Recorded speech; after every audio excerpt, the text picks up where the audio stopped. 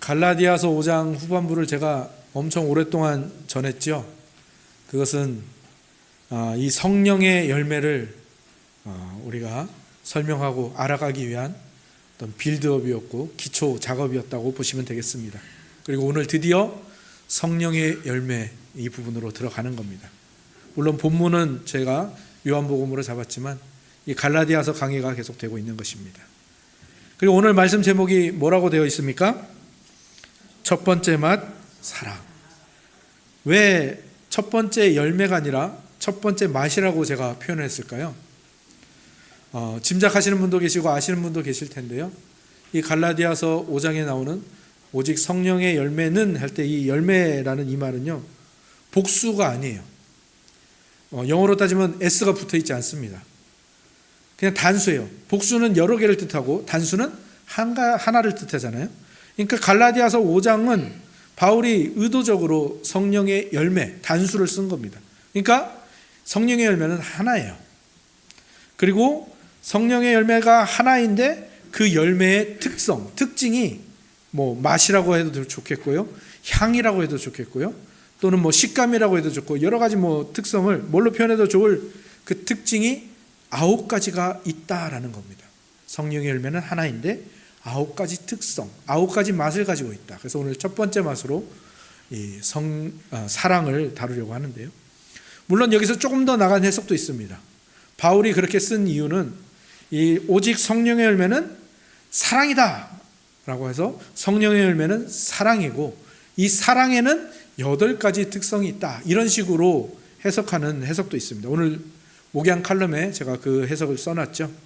그래서 오직 성령의 열매는 사랑인데 그 사랑이 기뻐하는 사랑으로, 희락이죠. 화해하고 평안케 하는 사랑으로, 화평이죠.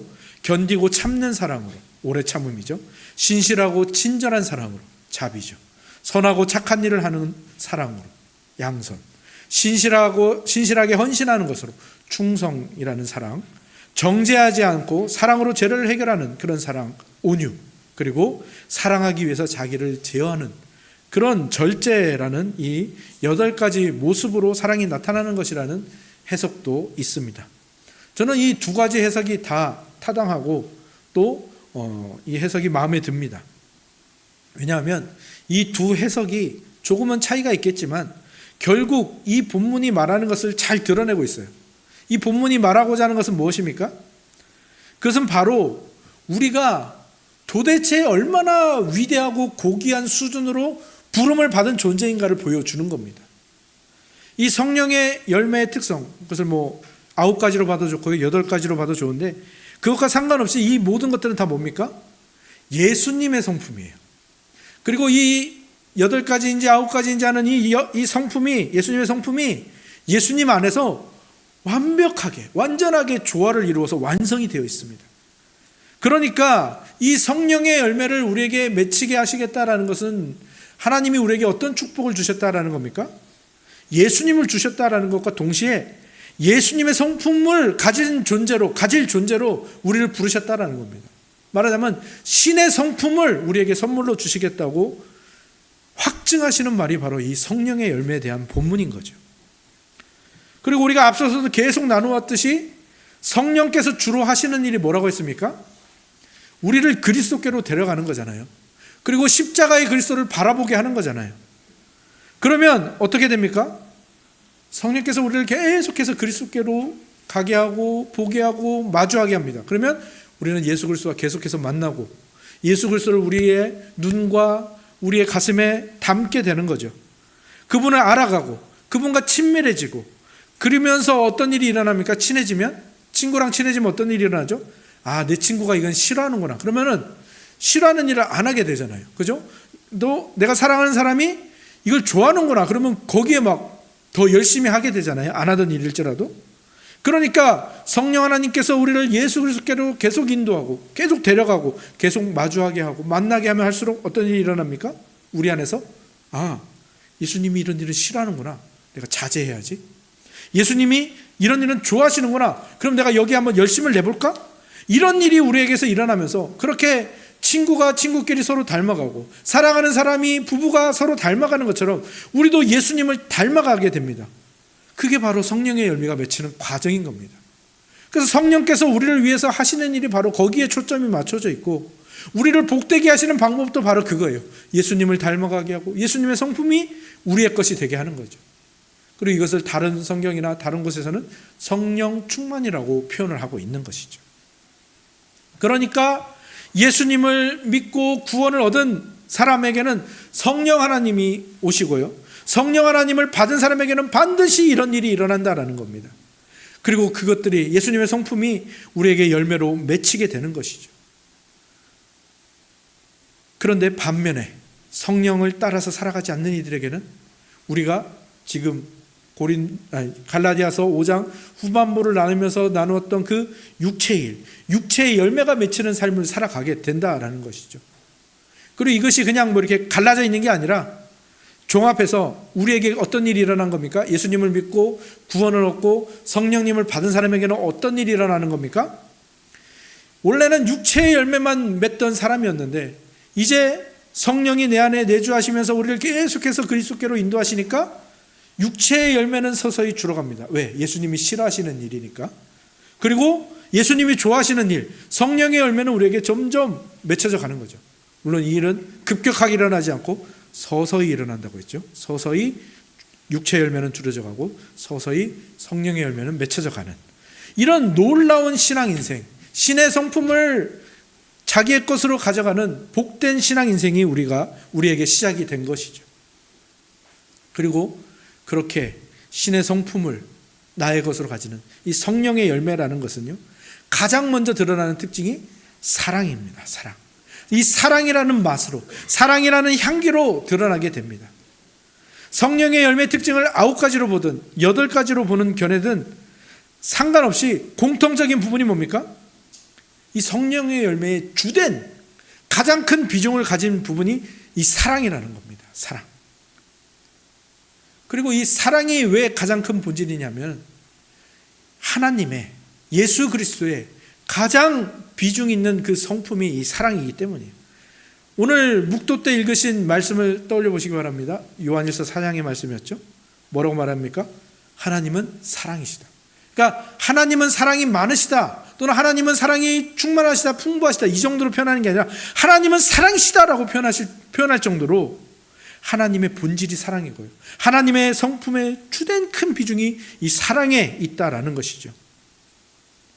그러니까 우리가 이 성령의 열매의 첫 번째 특징으로 가져가는 이 사랑이라는 것은 어떤 것입니까?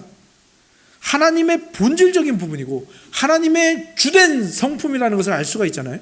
그러니까 우리가 이 사랑이라는 맛을 내고 이 성령의 열매가 사랑의 이 맛을 내기 위해서는 우리는 먼저 뭘 알아야 되겠습니까? 하나님을 알아야 되고요, 특별히 성자 하나님, 예수 그리스도에 대해서 알아갈 필요가 있는 겁니다. 왜요? 그분이 사랑이시니까. 그리고 그것을 가장 잘 표현해주고 우리에게 가장 잘 보여주는 사건이 성경의 이야기가 바로 오늘 함께 읽으신 본문 요한복음 13장의 세족식 사건인 것입니다. 뭐라고 시작합니까? 예수님께서는 자기가 이제 세상을 떠나 아버지께로 돌아가실 때가 이른 줄 아시고 세상에 있는 자기 사람들을 사랑하시되 어떻게 사랑하셨다고요? 끝까지 사랑하셔.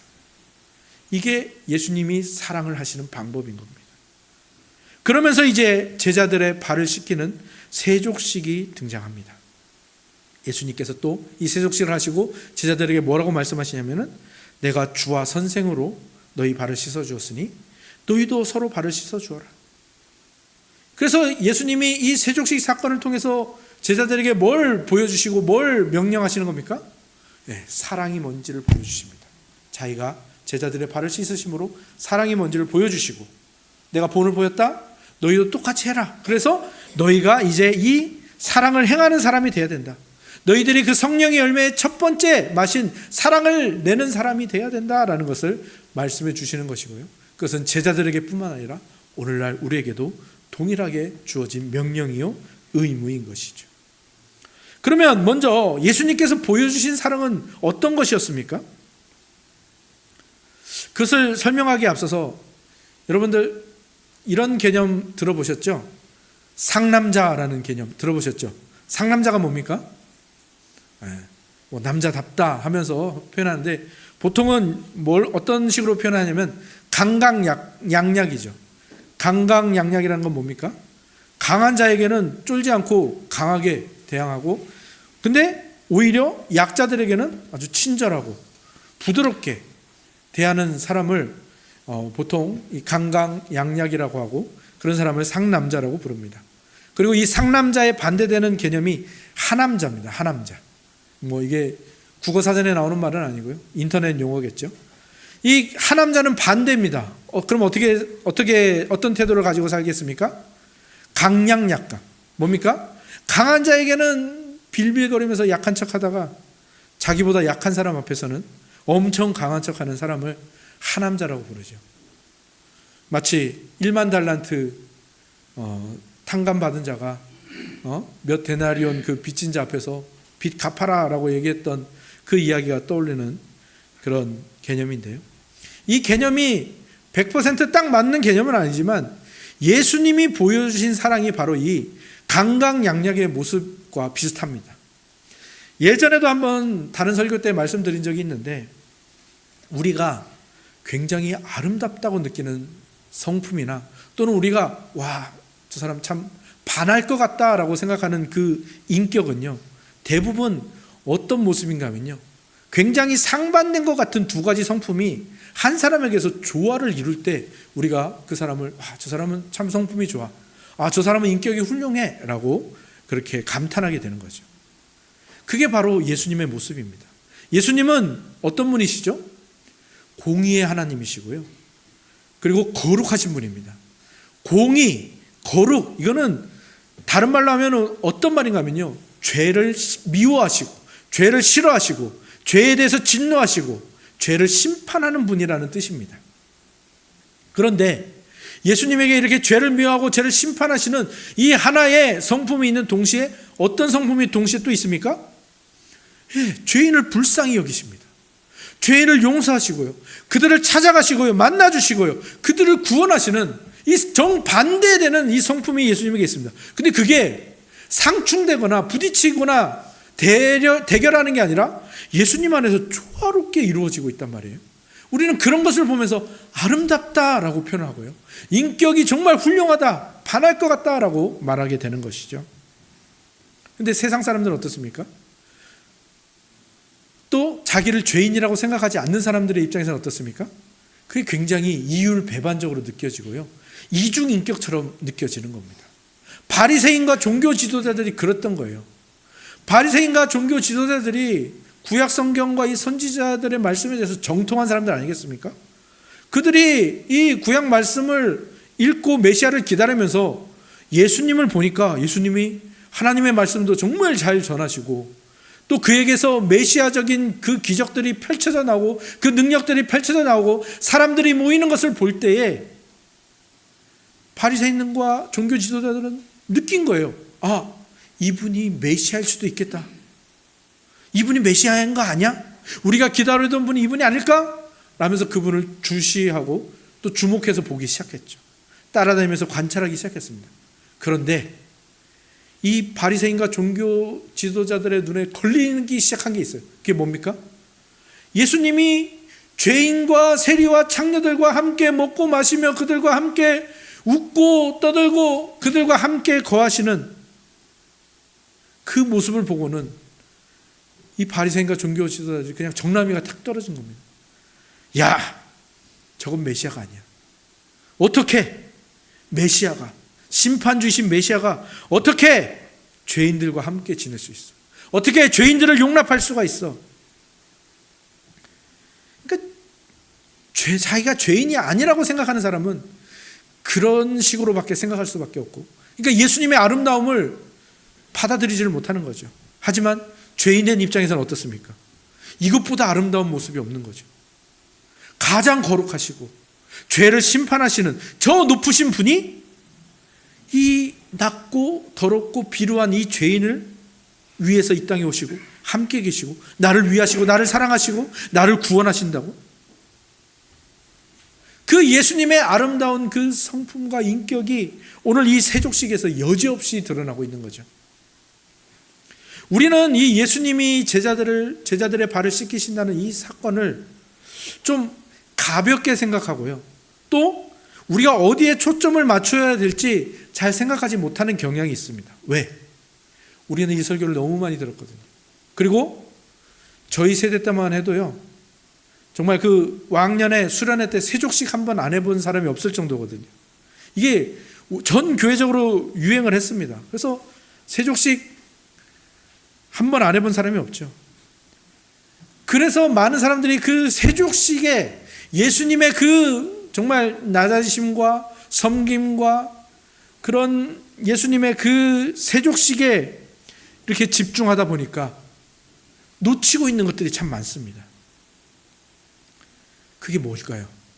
이 세족식에서 우리가 반드시 가져가야 되는 부분, 반드시 캐치해야 되는 부분이 있습니다. 그게 뭘까요? 그거는 예수님은 지금 제자들의 발을 씻기시는데 누구의 발까지 씻기고 있냐면요, 잠시 후에 자신을 배신하고 자신을 팔아넘길 가룟 유다의 발까지도 씻기고 계시다라는 겁니다. 왜요? 예수님이 가룟 유다가 배신할 걸 몰랐습니까? 아니요. 오늘 본문에 분명히 기재되어 있죠. 그가 배신할 것을 아셨습니다. 그가 자신을 팔 것을 아시고요, 그의 심령이 괴로우셨습니다. 그럼에도 불구하고 그의 발을 씻기셨다라는 사실. 사실 이 예수님의 제자들의 발을 씻기시는 이 사건에서 우리가 주의 집중해서 초점을 맞춰야 되는 부분이 바로 여기에 있습니다. 가룟 유다를 한번 보십시오. 이 사람은요, 진짜 불쌍한 사람입니다. 그렇지 않습니까? 3년이라는 시간을 예수님과 함께 하면서요, 우리는 성경을 글로 읽지만 이 가룟 유다는 저자 직강을 듣는 거 아닙니까? 그죠? 예수님의 말씀을 그대로 생것 날것 그대로 들은 사람이에요. 그리고 예수님이 펼치시는 기적을 우리는 글로 보지만 그는 눈앞에서 그 예수님의 기적과 능력들을 다 보고 다 경험하고 예수님의 그 행적들을 다 본 사람이란 말이에요. 그런데도 구원받지 못했을 뿐만 아니라 예수님을 배반했고요. 그것을 보면서 우리는 알 수 있는 게 뭡니까? 이 가룟 유다는요, 예수님을 사랑하는 이 성령의 열매를 맺지 못한 사람인 거죠. 동료 제자들도 사랑하지 못한 사람이었던 겁니다. 저주받을 지옥 갈 죄인이었던 것이죠. 근데 그게 중요한 게 아닙니다. 뭐가 중요한 겁니까? 그럼에도 불구하고 예수님께서 그에게 끝까지 사랑을 베풀고 계시다라는 겁니다. 하나님과의 관계가 끊어진 사람, 성령을 근심하게 하는 자에게조차 예수님은 사랑을 베푸십니다. 예수님은 가룟 유다 때문에 심령이 괴로우십니다. 그럼에도 끝까지 그의 발을 씻기시고 사랑을 베푸시는 거예요. 이게 바로 성령의 열매, 그 첫 번째 맛, 사랑의 정체입니다. 이 사랑은 무엇입니까? 그냥 내 마음이 뜨거워져서 내 감정이 동해서 사랑하는 게 아닙니다. 무엇입니까? 이 사랑은요, 내가 베푼 것, 내가 한 것, 이것을 돌려받을 것을 생각하지 않는 것이 이 사랑의 본질이라는 겁니다. 근데 참 재밌지 않습니까? 돌려받을 것을 계산하는 게 뭡니까? 네, 그게 인과율이고 그게 율법주의고 그게 다른 복음이고 갈라디아서가 반대하고 있는 이 가짜 복음 아닙니까? 내가 할례를 받아서 내가 율법 준수를 해서 하나님께 받아들여지고 하나님께 구원받겠다라는 것. 그 사랑은 그 정반대의 모습이라는 거죠. 사랑은 뭡니까? 내가 돌려받지 않아도 사랑하겠다라는 것. 왜? 예수님이 나를 그렇게 사랑하셨으니까요. 예수님이 이 세족식을 통해서 그것을 보여주고 계시는 겁니다. 이 성령의 열매 첫 번째 맛, 사랑은 어떤 특징을 가지고 있는 것이냐면 가슴이 찢어지고 사랑을 돌려받기는커녕 배신당하고 배척당하고 그럼에도 불구하고 그 사랑을 베푸는데 망설이지 않는 겁니다. 가슴이 찢어지고 심령이 괴로워도 그 상대방을 위해서 나의 자존심을 포함한 모든 것을 내려놓는 겁니다. 이게 바로 예수님이 베푸신 사랑이며 그리고 우리에게 반드시 맺히게 할 성령의 열매의 첫 번째 맛이라는 겁니다. 그리고 한번 더 깊게 한번 생각해 보십시오. 이 세족식의 장면들을 조금 더 깊게, 그리고 전 복음서와 함께 한번 생각해 보시기 바랍니다. 사실 가룟 유다의 배신이 워낙 충격적이어서 그렇지 다른 제자들은 뭐 좀 더 낫습니까? 아니죠. 베드로는, 수석 제자인 베드로는 이제 곧 어떤 일을 저지릅니까? 예수님을 3번이나 부인할 예정이죠.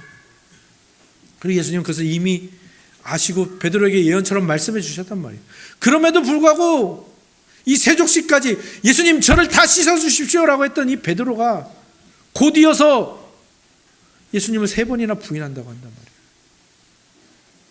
그리고요, 이 다른 복음서에 보면요, 예수님을 그냥 부인했다고 하지 않고요, 저주하며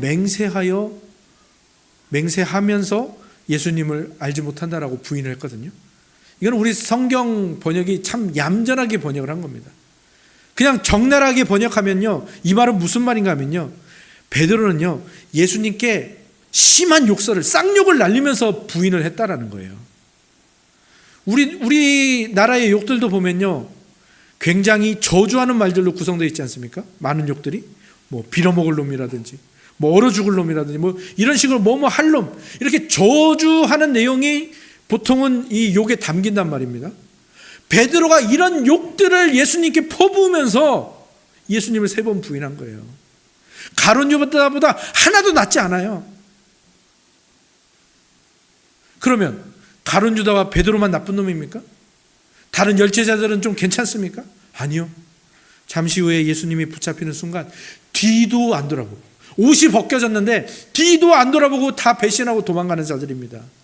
지금 예수님이 여기 발을 씻기시는 이 12제자 중에 정도만 좀 다를 뿐이지 한 놈도 배신 안 한 놈이 없다라는 거예요.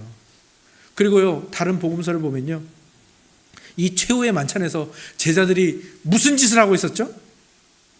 내가 더 커, 내가 더 위대한 제자야, 누가 더 잘났는지, 누가 더 큰지로 싸우고 있었단 말이에요. 3년 동안 저자 직강을 듣고 그 예수님의 메시아적 사역을 눈으로 목격한 자들이 그러고 있었단 말이에요. 예수님은 실망하고 이들을 다 쳐내실 수도 있고 그들에게 사랑을 베풀지 않아도 아무런 그게 없는 거잖아요. 그럼에도 불구하고 예수님은 그들의 발을 씻기시는 거예요. 끝까지 사랑하시는 겁니다. 이게 진정한 사랑이고요, 이게 사랑의 정체입니다. 예수님은 자신을 배신할 자들, 자신을 아프게 하는 자들, 자신에게 손해를 끼치게 하고 예수님에게 너 3년 동안 뭘 가르친 거냐라는 그런 비난을 듣게 할 그 제자들의 발을 씻기시며 그들을 끝까지 사랑하시는 겁니다. 뿐만 아니죠, 예수님은 이 십자가를 앞두고 굉장히 괴로워하셨고요, 이 복음서의 기사들을 보면요, 이 지금 최후의 만찬, 이 세족식이 있는 이 최후의 만찬을 하기 전에 예수님이 어떤 사건을 하셨죠? 겟세마네 기도가 있습니다. 겟세마네 기도는 어떤 사건입니까? 예수님이 아버지여 할 수만 있거든, 하실 수 있거든 이 잔을 내게서 옮겨 주시옵소서 3번이나 간구하며 괴로워하며 정말 땀이 핏방울 떨어지듯이 떨어지며 괴로워하시던 그 사건이 나옵니다. 그리고 그 예수님의 괴로운 심정은요 지금도 이어지고 있는 거예요. 그게 끝나지 않았어요. 십자가에 달리셔서 하나님의 그 저주와 형벌, 그 외면을 받기 전까지 계속해서 괴로운 심정이었단 말이에요. 그리고 그 괴로움이요, 우리는 그저 하나님이 나를 외면하셔 그러면 안타깝다 이렇게 느낄 정도지만 예수님은 어떤 분이십니까? 하나님 아버지와 삼위일체라는 이 연합으로 완벽하게 연합되어 있고 묶여 있는 분이란 말이에요. 그러니까 거기서 찢어지는 겁니다. 말하자면 영혼이 찢어지고 몸이 찢어지는 그 고통을 다 당하시는 거예요, 십자가에서. 그 괴로운 상황에서 제자들의 발을 씻기고 계시는 거예요. 사실 광에서 인심난다라는 말이 있듯이 자기가 좀 평안하고 자기가 좀 부유하고 별 걱정이 없고 평온한 상태에서는 내가 이 사람을 용서해 볼까? 내가 이 사람에게 사랑을 베풀어 볼까? 이런 마음이, 인심이 생겨납니다. 생겨날 수 있어요. 그런데 어떻습니까?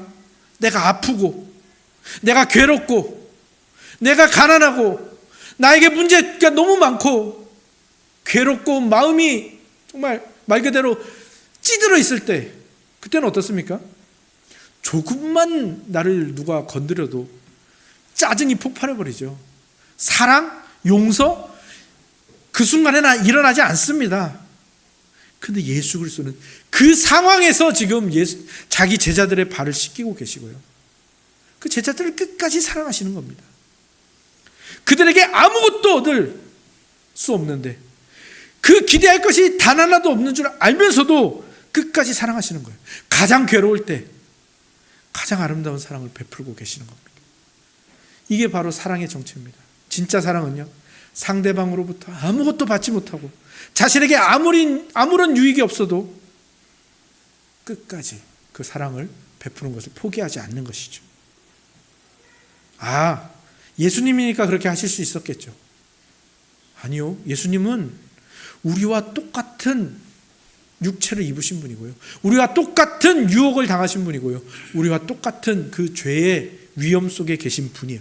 그런 분이 이 일을 하셨다라는 건요, 우리도 똑같이 할 수 있다라는 거예요. 그러면 우리가 무엇을 집중해야 되겠습니까? 도대체 무엇이 예수님으로 하여금 그 놀라운 사랑, 성령의 열매 첫 번째 맛을 내는 그 일을 할 수 있도록 만들었을까? 1절에서 3절을 같이 한번 읽어보겠습니다. 1절에서 3절입니다. 함께 읽어보죠. 시작. 6월절 전에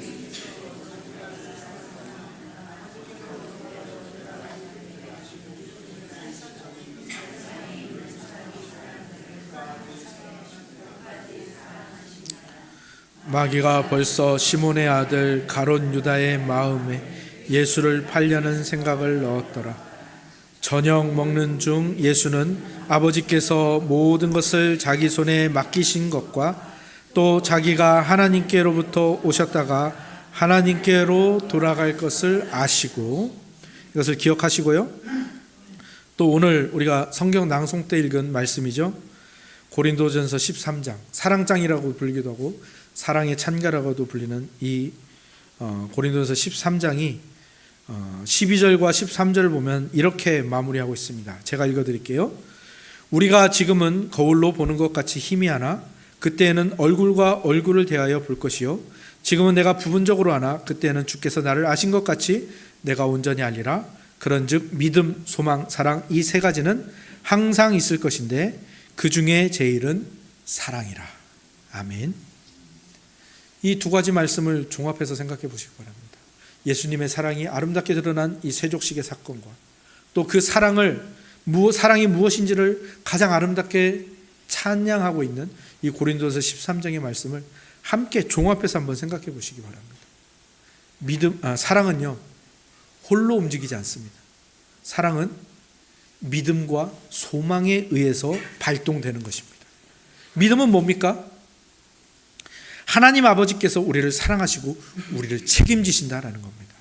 예수님이 왜 이 사랑을 베푸실 수 있었습니까? 아버지께로 돌아가실 때가 이런 줄 아셨고요, 아버지께서 모든 것을 자기 손에 맡기신 것을 아셨어요. 그리고 어떤 소망을 가지고 계셨습니까? 자기가 아버지께로 돌아갈 것, 자기가 하나님께로부터 오셨다가 하나님께로 돌아가실 것, 그리고 하나님께서 이 모든 것을 책임지실 것을 기대하고 바라는 그 소망이 있었습니다. 이 믿음과 소망이 예수님 안에서 사랑을 불러일으키는 겁니다. 이것을 어떤 신학자가 뭐라고 표현하냐면은 믿음, 소망, 사랑의 삼중주라고 표현을 합니다. 삼중주는요, 트리오라고도 하는데요, 이 삼중주 중에서 피아노 트리오를 가장 많이 듣는데, 오늘 아마 예배 전에 보면은 음악이 흘러나오고 있었죠. 그 음악이 바로 피아노 트리오입니다. 피아노 앙상블이죠. 피아노, 바이올린, 첼로, 이 세 가지 악기가 서로의 장점을 딱 합쳐서 아름다운 하모니를 만들어내는 겁니다. 우리에게서 사랑이 나가는 것이 바로 그렇습니다. 하나님께서 우리에게 주신 믿음, 또 성령 하나님께서 우리에게 주시는 소망이 이 사랑을 불러일으켜서 사랑을 우리에게서 이 사랑이라는 맛을 내도록 만드는 것이죠. 이것이 첫 번째 맛인 사랑은 이렇게 삼중주로, 믿음, 소망, 사랑의 삼중주로 이루어진다라는 거죠. 그리고 믿음과 소망이 사랑의 동력이 되고 이 세 가지가 아름답게 조화를 이루어서 우리 신자들의 삶을 아름답게 만들어가는 겁니다. 그래서 이 사랑을 행하는 사람은요, 상대방에게 무엇을 바래서 사랑하는 게 아니에요. 하나님께 사랑을 받는다라는 것. 그리고 성령 하나님께서 우리를 계속해서 예수 그리스도께로 데려가기 때문에 거기에서 사랑이 나가는 겁니다. 믿고 확신함으로, 믿고 소망함으로 사랑을 하는 거예요. 하나님을 위해서 선한 일을 하고 하나님의 나라를 위해서 사랑을 흘려보내는 겁니다. 믿음이 사랑의 원인이 되고 소망이 사랑의 동력이 되는 거죠. 이 세상이 끝이 아니니까요. 이 세상이 끝이면 지금 여기서 쇼부를 봐야 되잖아요. 승부를 봐야 되잖아요. 네가 뭘 줘라, 그러면 내가 이거 사랑을 줄게 랄 수밖에 없지만 이 세상이 끝이 아니기 때문에 아버지께로 가서 진짜 영원한 사랑을 매일매일 받으며 영원토록 살 것을 알기 때문에 부지런하게 지금 사랑을 시도하는 겁니다. 세상의 종교와 기독교가 다른 점이 바로 여기에 있는 거죠. 다른 종교들은 어떻습니까? 낙원에 들어가기 위해서, 극락에 가기 위해서, 열반에 이르기 위해서, 해탈하기 위해서 뭘 합니까? 불안함과 두려움으로 이게 될까 안 될까 모르지만 이거라도 해야지 어떻게 되겠지 하면서 두려움과 불안함으로 선행과 종교적인 이런 행위들을 하겠지만 율법주의도 마찬가지 아닙니까? 내가 구원을 얻을 수 있을까? 구원을 얻으려면 내가 할례를 행하고 율법을 순종해야지. 그렇게 불안함과 두려움을 하지만 참된 그리스도인들은 어떻습니까? 이미 하나님께 받은 것들, 그리고 우리에게 약속된 것들을 소망하면서 그것들이 나에게 완전히 실현되고 나에게 완전히 현실화될 것을 알고 소망하기 때문에 용기 내서 사랑을 시도하는 거예요. 내가 저 영원한 곳에 가서 행할 사랑을 지금 한번 시도해 볼까? 실패해도 괜찮잖아. 왜? 이 세상이 끝이 아니니까. 영광스러운 미래가 있으니까. 그래서 하나님을 사랑하고 이웃을 사랑하는 일에 열심을 내는 겁니다. 그리고 이 믿음과 소망은 또 뭘 도와줍니까? 이제 이 성령의 열매가 첫 번째로 사랑이라는 맛을 냈잖아요. 이제 그 다음 특징들로 이어져 가게 하는 거예요. 그 사랑이 기뻐하는 것으로. 희락이죠. 그리고 누군가와 화해하고 누군가를 중재하는 걸로 화평이죠. 그리고 이 사랑은 영혼을 기대하며 소망하며 오래 참는 것으로 이렇게 막 이어져 가잖아요. 그러니까 성령의 열매가 그런 식으로 다른 맛들을 내기 시작하는 겁니다. 그리고 그 성령의 열매를 맺는 것을 주도하시는 성령님은 끊임없이 우리 안에서 그 사랑이 커지도록 하세요. 어떻게 커지게 하죠? 성령 하나님이 어떤 일을 하신다고요? 우리를 계속해서 그리스도께로 데려갑니다. 그리고 십자가의 그리스도를 계속해서 마주하게 하고 바라보게 합니다. 그분을 만나게 합니다. 그러면 어떻게 됩니까? 우리 안에 계속해서 예수 그리스도가 담기고 예수 그리스도가 지신 십자가가 우리 안에 담기기 시작해요. 그 십자가의 정체가 뭔데요? 하나님의 사랑이 가장 아름답게 표현된 것이 십자가 아닙니까? 그 십자가의 사랑이 우리 안에 담깁니다. 그리고 예수님은 사랑 그 자체시잖아요. 그 예수님이 우리 안에 담깁니다. 그러니까 우리의 사랑도 커져가는 거예요. 우리 안에서. 물론 오래 걸리겠죠. 서서히 커져가겠죠. 하지만 우리 안에서 이 십자가와 예수님이 커져가면 커져갈수록 그 십자가와 예수님을 만나는 경험이 많아지면 많아질수록 우리 안에 사랑도 커져가게 되는 거예요. 그럼 어떤 결론으로 우리는 가게 되느냐? 그렇게 우리 안에서 십자가와 예수 그리스도의 사랑이 가득 차게 되면요, 이제 다른 것들이 들어올 틈이 없는 거예요. 어떤 거요? 내가 이렇게 했는데 내가 손해보면 어쩌지? 이게 들어올 틈이 없는 겁니다. 누가 나보다 성공해도 괜찮은 거예요. 그게 예전에는 배 아팠지만 이제는 그게 내 안에 들어올 틈이 없는 거예요. 사랑으로 가득 차서.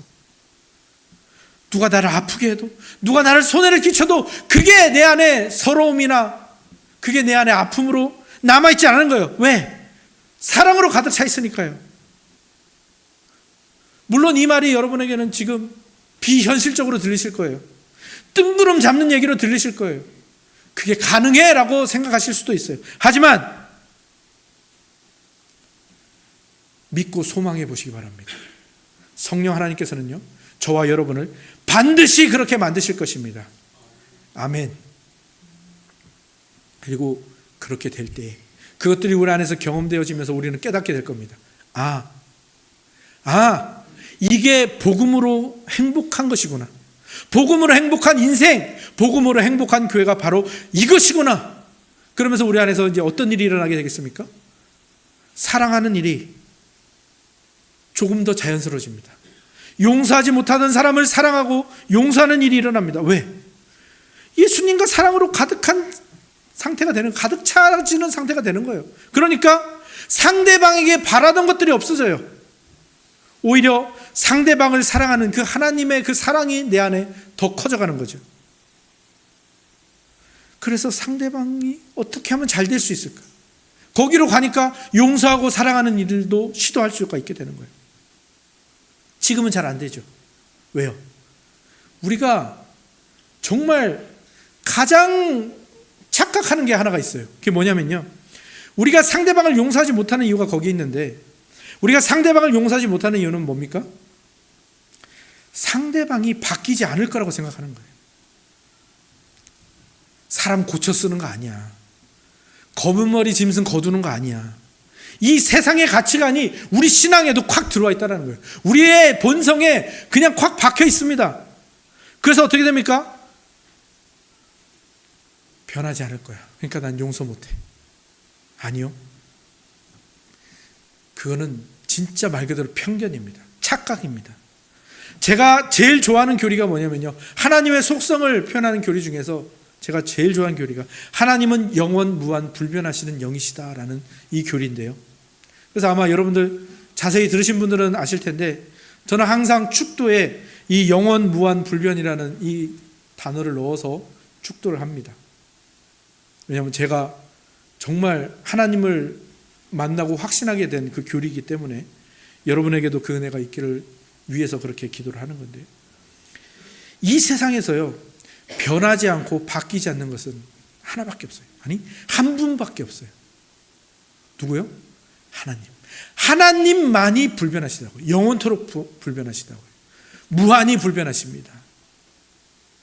사람은요, 바뀝니다. 변합니다.